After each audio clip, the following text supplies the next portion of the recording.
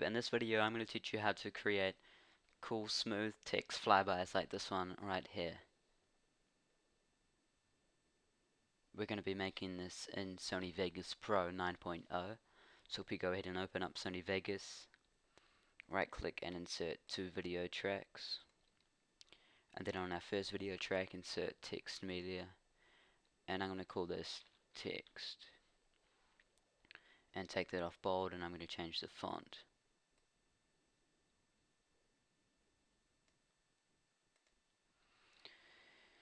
And that size is alright.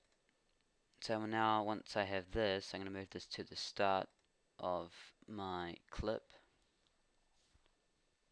and then I'm going to click this event pan/crop button, and I'm going to click on this box with the F in it and hold shift and press my arrow key down, and this will move my text up in the frame. And then what I'm going to do is I'm going to click on this F box again and hold shift and press my right arrow key, and I'm going to keep pressing that until it's out of the frame, as you'll see here, or in here with the outline of the box. Only one, until you see how it's still in the frame there. We're going to make it so it's just one movement out of the frame. Then what we're going to do is we're going to click our seek here and make sure that's at the start. Then we're going to just press our right arrow key without shift this time about 7 times, depending on how fast you want the text to zoom in until it hits its slow point. I find 7 to be quite good. Okay, so when you've done that 7 times, then we're going to click on our F box again, hold shift and press the left arrow key until about the time where you want your text to start slowing down. I'm going to put it about there, and then this is where you decide how slow you want your text to go once it's hit the slow down. I'm going to make mine about 2 seconds, so if I just double click on the keyframe, about 2 seconds, and then what I'm going to do is I'm going to hold shift again and press my left arrow key until it reaches about the same distance from the side that it was on the other side.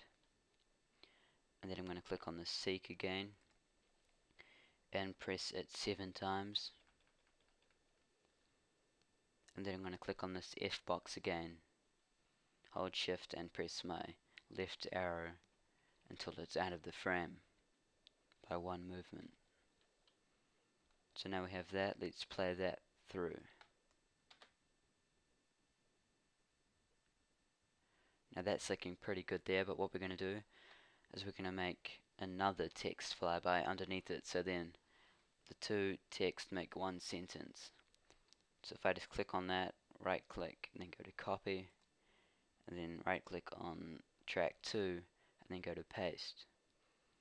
Select create a new copy of the source media, then hit OK, and drag this so it's at the start, and click the generated media button, which is above event pan/crop, and I'm going to call this one here flyby, and hit the X button. Now you see that our text is exactly on top of each other. So what we're going to do now is we're going to move that. So if we just click on each and every one of our frames in the position and press the up arrow button while holding shift about 3 times, and you'll see what it's doing on this second keyframe here. It's separating the text.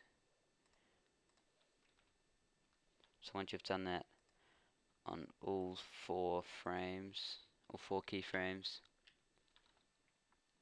then it'll look something like this. Now in the demonstration you saw at the start of the video, the flyby was coming from the other side, the opposite side of the text, so we're going to do that right now. Right, so I'm back. So now what we're going to do is we're going to click Event Pan Crop on our second track. This is the flybys text. And what we're going to do is we're going to change around these keyframes.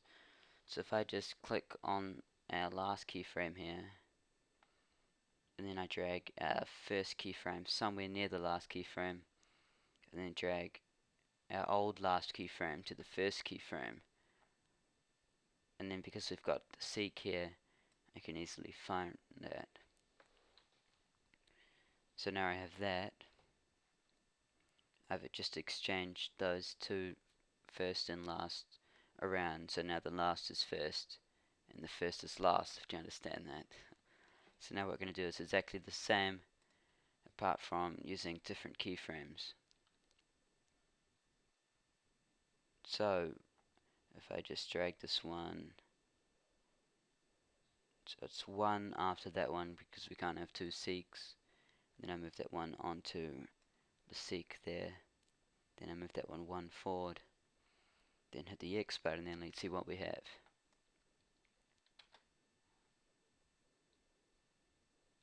And there we have it. Of course, you can put your recording or whatever you're going to put it over underneath here. So now I'm going to show you different ways to make it look 3D. So if we just click this Compositing Mode right here, and then we change that to 3D Source Alpha on both tracks. And then on our first track, we click this Track Motion button right here. And then we get this right here. So if I just click on our first keyframe, and then right beside the X axis, we drag that around, so then it's about the Y is about 30, negative 30, sorry, for this one. And then we hit the X button here. First we just copy that, just double click on that to copy it, but don't keep the minus in this effect.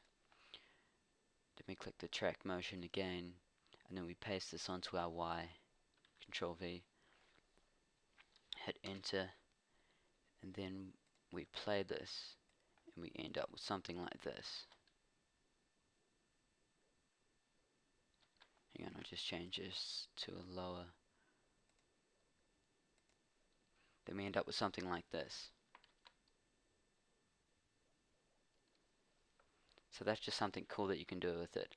Another thing that you can do is, instead of making it positive 30 and the last one negative 30s, you can both make them negative 30 or positive 30. So then they end up like this.